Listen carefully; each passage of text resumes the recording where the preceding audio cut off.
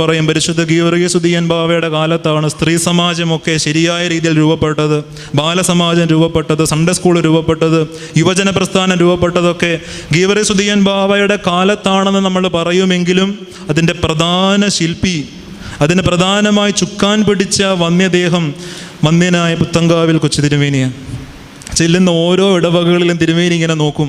മുതിർന്നവർക്ക് സ്ത്രീ സമാജമുണ്ട്, പ്രായമുള്ളവർക്കൊരു പ്രാർത്ഥനാ യോഗം വേണ്ടേ, യുവാക്കന്മാർക്കൊരു യുവതി യുവാക്കന്മാരുടെ ഒരു യുവജന പ്രസ്ഥാനം വേണ്ടേ, കൊച്ചു കുഞ്ഞുങ്ങൾക്ക് സൺഡേ സ്കൂൾ വേണ്ടേ, അതിലും തീരെ പൊടി കുഞ്ഞുങ്ങൾക്ക് വേണ്ടി ബാലസമാജം വേണ്ടേ.